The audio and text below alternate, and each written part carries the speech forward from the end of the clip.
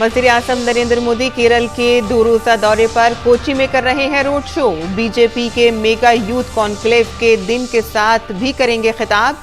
मंगल को वंदे भारत ट्रेन और water metro का करेंगे इफ्तिताह।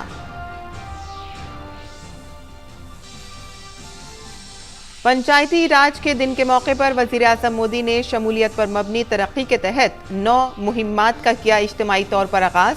मरबूत ई ग्राम स्वराज और GEM पोर्टल का किया इफ्तिताह। तकरीबन 17,000 करोड़ रुपए के मंसूबों की शुरुआत।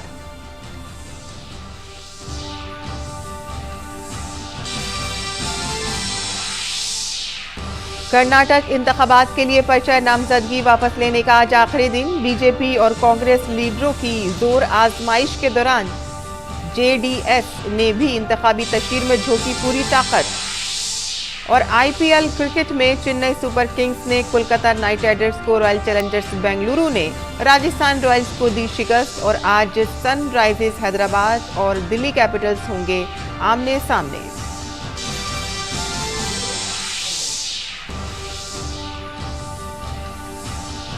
मास्टर ब्लास्टर सचिन तेंदुलकर की 50वीं सालगिरह। आज दुनिया भर से मुबारकबाद मिलने का सिलसिला जारी।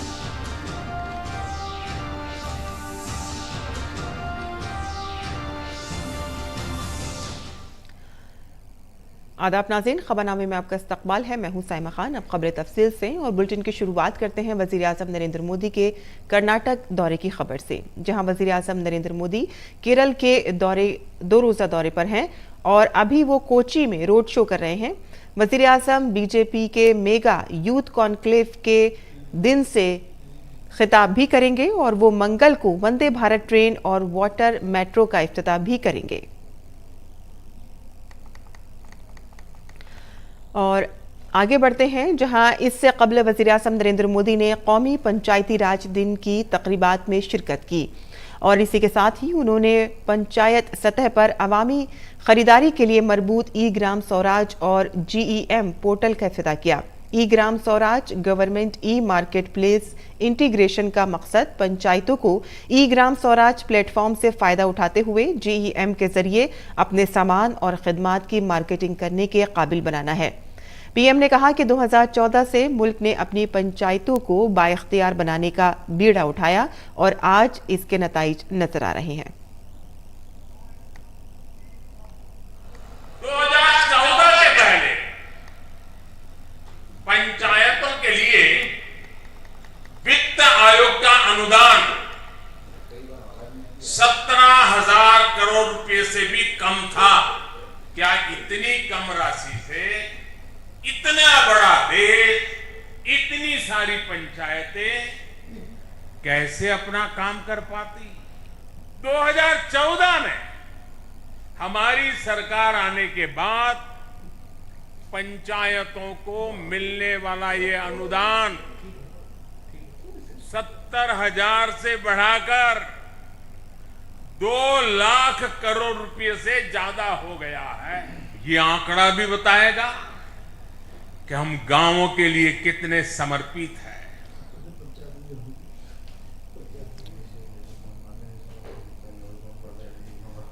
वहीं वज़ीर आज़म नरेंद्र मोदी ने मध्य प्रदेश में हरी झंडी दिखाकर 3 नई रेलगाड़ियों का इफ्तिताह भी किया। उन्होंने तकरीबन 2,300 करोड़ रुपए के मुख्तलिफ रेल प्रोजेक्टों का संगे बुनियाद रखा और उन्हें कौम के नाम वफ़ किया। वफ़ करदा प्रोजेक्टों में मध्य प्रदेश में 100% बर्फकारी के साथ डबलिंग गेज की तब्दीली और बर्फकारी के मंसूबे शामिल हैं। वज़ीर आज़म ने ग्वालियर स्टेशन की तामीर नौ का संगे बुनियाद भी रखा। PM मोदी ने कहा कि हमवतनों ने तरक्की याफ्ता भारत का ख्वाब देखा है और इसके लिए दिन रात काम किया जा रहा है। वज़ीर आज़म नरेंद्र मोदी ने तकरीबन 35 लाख मिल्कियती प्रॉपर्टी कार्ड इस्तेफादा कुनंदगान को सौंपे। प्रोग्राम के बाद मुल्क में स्वामित्व स्कीम के तहत तकरीबन 1.25 करोड़ प्रॉपर्टी कार्ड तकसीम किए जा चुके हैं। इनमें यहां तकसीम किए गए कार्ड्स भी शामिल हैं। सबके लिए मकान के विजन को पूरा करने की तरफ कदम बढ़ाते हुए वज़ीर आज़म नरेंद्र मोदी ने PM आवास योजना ग्रामीण के तहत 4 लाख से ज्यादा मुस्तफिदीन का गृह प्रवेश यानी कि घर में दाखिला कराया।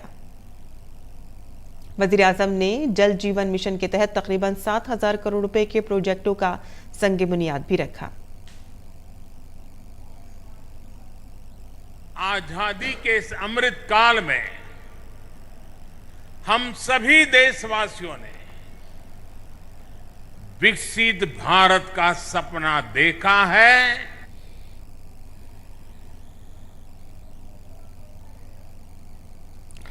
और इससे पहले वज़ीर आज़म नरेंद्र मोदी ने कौमी पंचायती राज दिन की तकरीबात में शिरकत करने से पहले रीवा में एक नुमाइश का दौरा भी किया। इस मौके पर उन्होंने हर मॉडल के बारे में मालूमात हासिल की।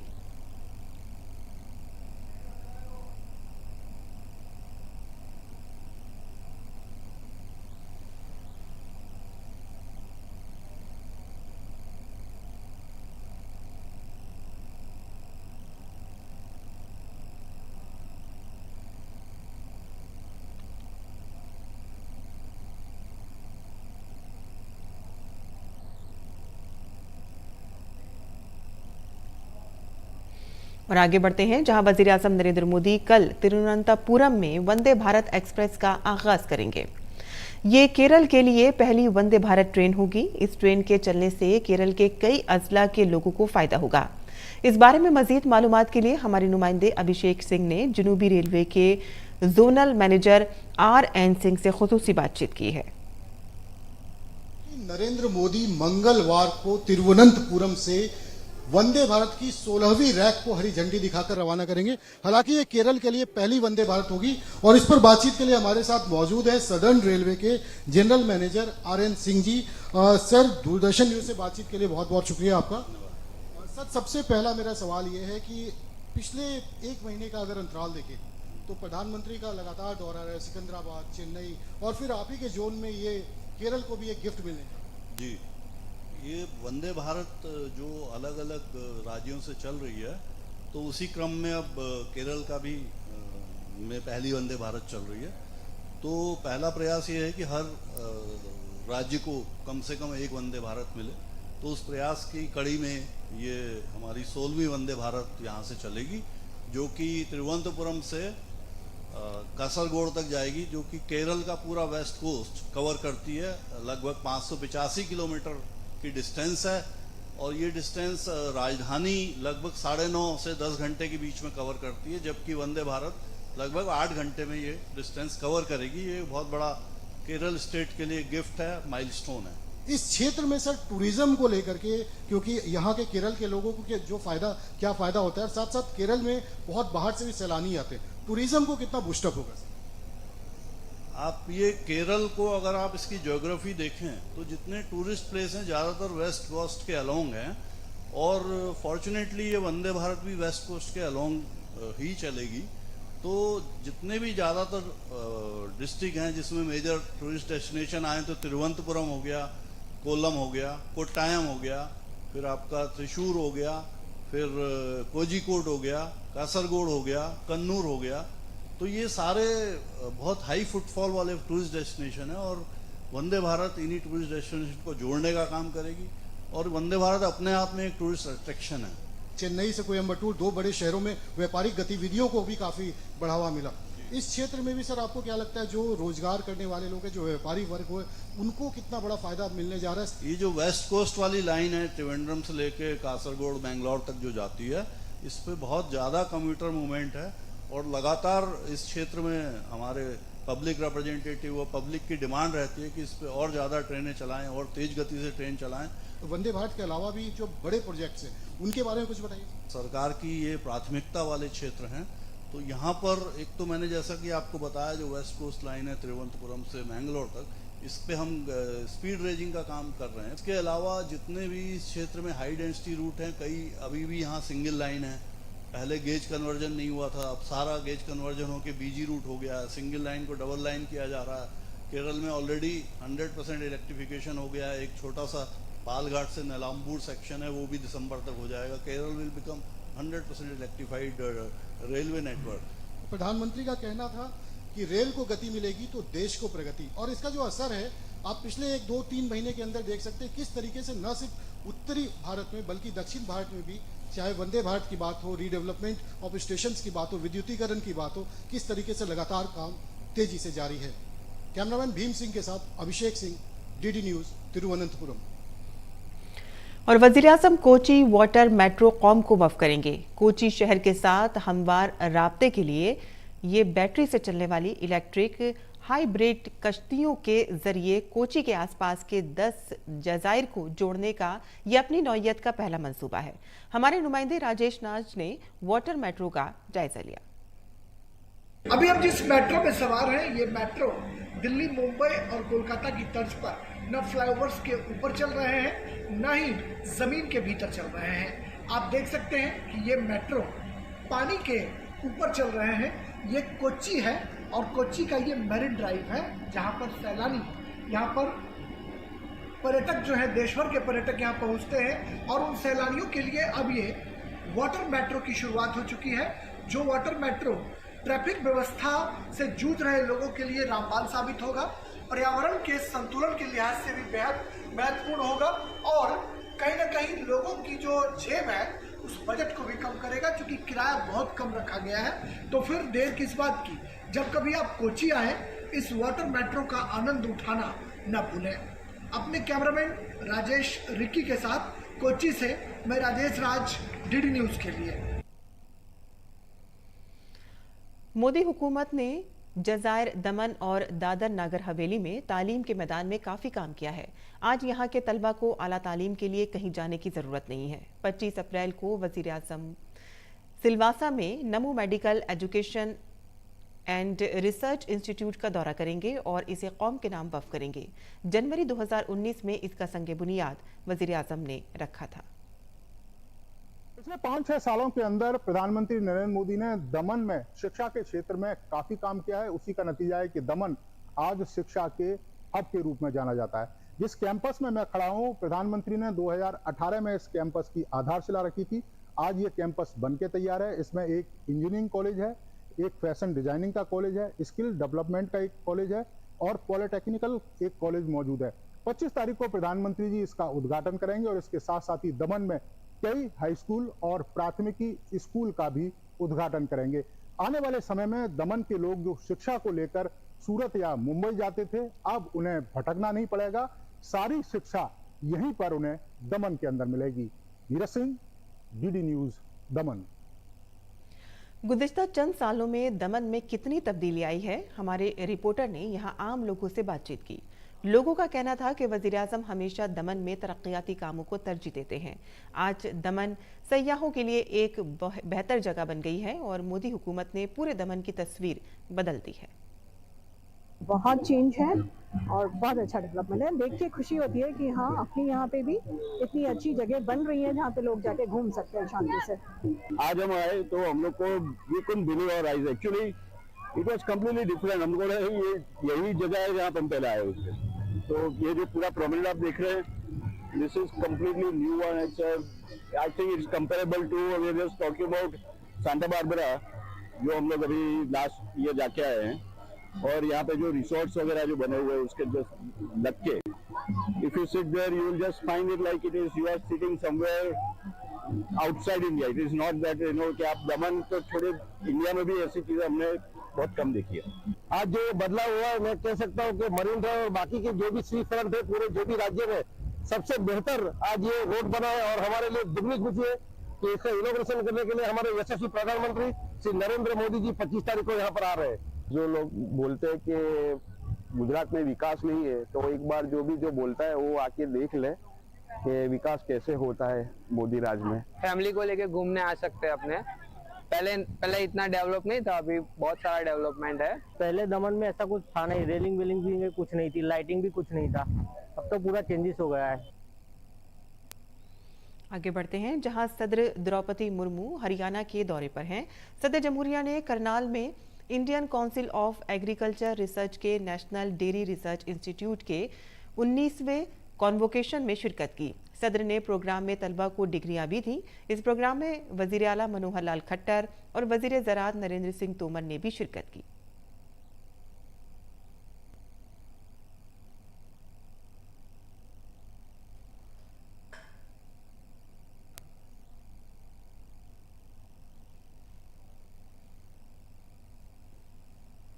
अपने खिताब में सदर जमहूरिया ने कहा कि भारत दुनिया का सबसे बड़ा दूध पैदा करने वाला मुल्क है। उन्होंने कहा कि डेयरी इंडस्ट्री करोड़ों लोगों को रोजी रोटी फराहम करती है।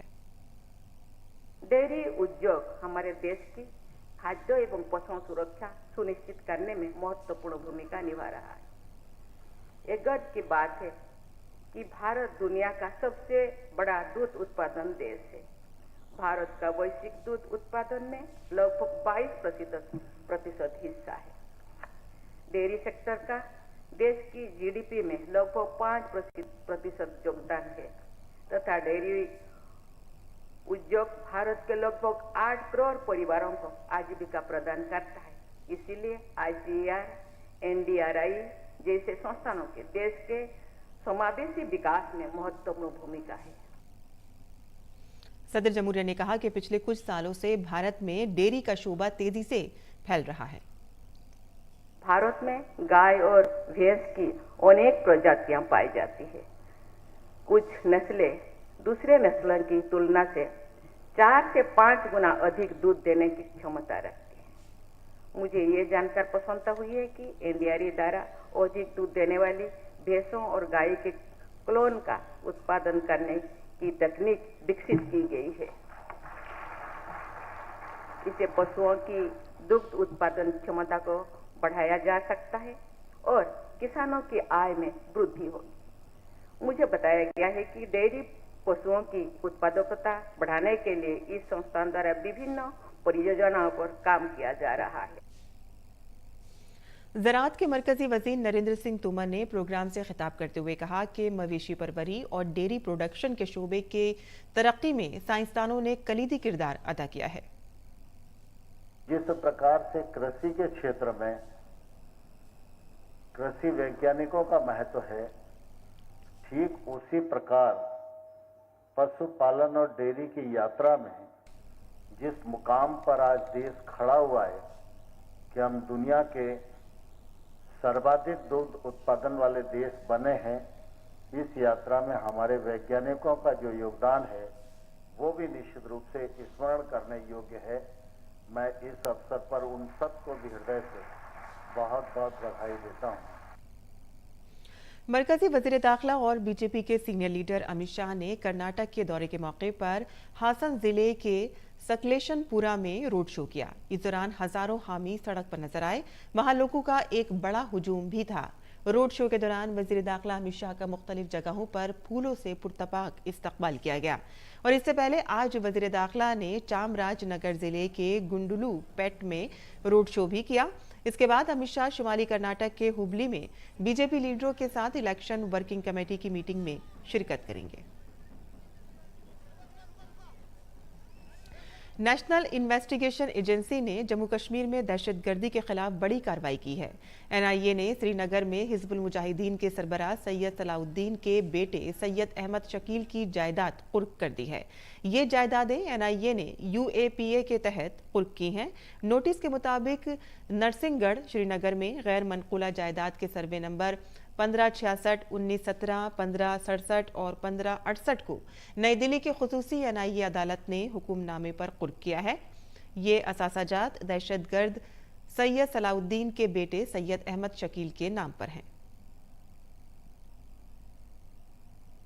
मुल्क की पहली खवातीन ब्लाइंड क्रिकेट टीम अपना पहला बैनुल-अक़वामी मैच नेपाल के खिलाफ खेलेगी। 5 मैचों की T20 सीरीज 25 से 30 अप्रैल तक नेपाल में खेली जाएगी। हमारे नुमाइंदे सुशील कुमार ने टीम मैनेजर और फिजियोथेरेपिस्ट से बात की है, जिन्होंने इस टीम को तैयार करने में बड़ा किरदार अदा किया है। पहली महिला ब्लाइंड क्रिकेट टीम तैयार है इतिहास रचने के लिए, और इस वक्त हमारे साथ है टीम को बनाने, टीम को गढ़ने में अहम भूमिका निभाने वाले 2 व्यक्ति।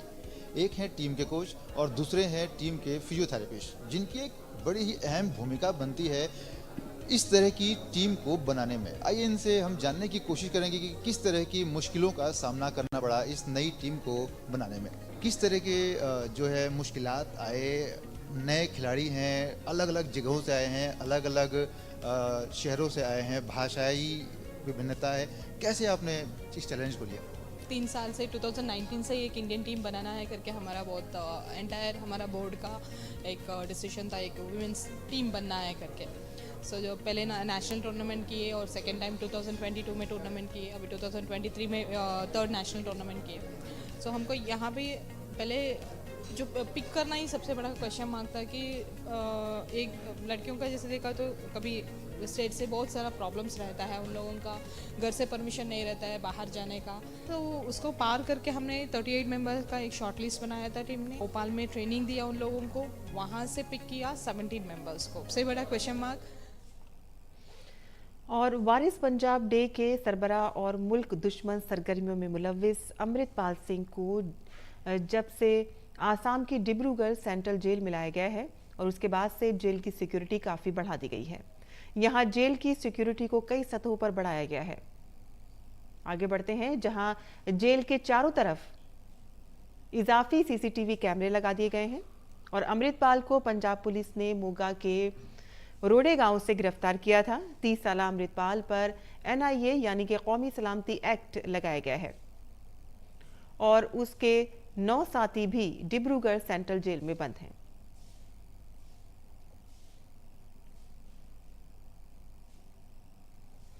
कर्नाटक असेंबली इंतखाबात के लिए कागजात नामजदगी वापस लेने का आज आखिरी दिन है। सियासी पार्टियां और उम्मीदवार 224 असेंबली हलकों में वोटरों की हिमायत हासिल करने के लिए मुहिम चला रही हैं। जैसे जैसे असेंबली इंतखाबात के लिए वोटिंग की तारीखें करीब आ रही हैं, इंतखाबी मुहिम तेज होती जा रही है। बीजेपी, कांग्रेस और जनता दल सेकुलर के सीनियर लीडरों ने अपने अपने उम्मीदवारों के हक में मुहिम शुरू कर दी है। कर्नाटक के वजीर आला बिस्वराज बोमई इक़्तिदार में वापसी के लिए हर मुमकिन कोशिश कर रहे हैं। इतवार को उन्होंने असेंबली इंतखाबात के लिए मुहिम का आगाज किया और यलहंका में रोड शो किया, जिसमें हजारों लोगों ने शिरकत की।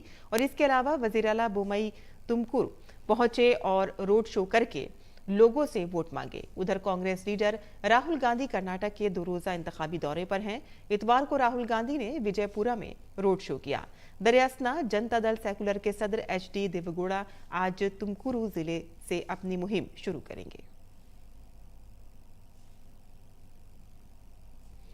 सऊदी अरब के जद्दा में भारतीय फिजाइया के 2 तैयारे सूडान में फंसे भारतीय शहरियों को बाहिफाजत निकालने के लिए तैयार खड़े हैं। वजारत खारजा के मुताबिक INS सोमेधा भी सूडान की बंदरगाह पर पहुंच गया है। वजारत ने कहा है कि किसी भी हंगामी सूरत हाल से निपटने के लिए तमाम तैयारियां मुकम्मल कर ली गई हैं, लेकिन इनके इस्तेमाल का इन्हिसार सिक्योरिटी की सूरत हाल पर ही होगा, क्योंकि खड़ताओं में मुख्तलिफ मकामात पर शदीद लड़ाई की वजह से हालात गैर मुस्तहकम हैं। सूडान की फिजाई हुदूद तमाम गैर मुल्की तैयारों के लिए बंद है और ज़मीनी रास्ते से रसाई खतरे में है। सूडान में भारतीय सिफारत खाना भी अक़वाम मुत्तहिदा, सऊदी अरब, मुत्तहिदा अरब अमारात, मिस्र और अमेरिका के साथ मुसलसल राब्ते में है। और खेल की खबरों में इंडियन प्रीमियर लीग में आज दिल्ली कैपिटल्स का मुकाबला सनराइजर्स हैदराबाद से होगा। ये मैच हैदराबाद के होम ग्राउंड पर खेला जाएगा। रवा सीजन में दोनों ही टीमों का सफर मायूस कुन रहा है। मास्टर ब्लास्टर सचिन तेंदुलकर आज अपनी 50वीं सालगिरह मना रहे हैं। 16 साल की उम्र से भारतीय टीम के लिए क्रिकेट खेलने वाले साबिक क्रिकेटर सचिन तेंदुलकर क्रिकेट की दुनिया में एक ऐसा मुनफरिद मकाम हासिल किया है और 24 अप्रैल 1963 को मुंबई में पैदा होने वाले सचिन रमेश तेंदुलकर ने क्रिकेट के तमाम फॉर्मेट्स में बेशुमार रिकॉर्ड्स अपने नाम किए हैं। और इसी के साथ ही हमारा खबरनामा यही ख़त्म पजीर होता है। हमारी पूरी टीम को दें इजाज़त। आदाब।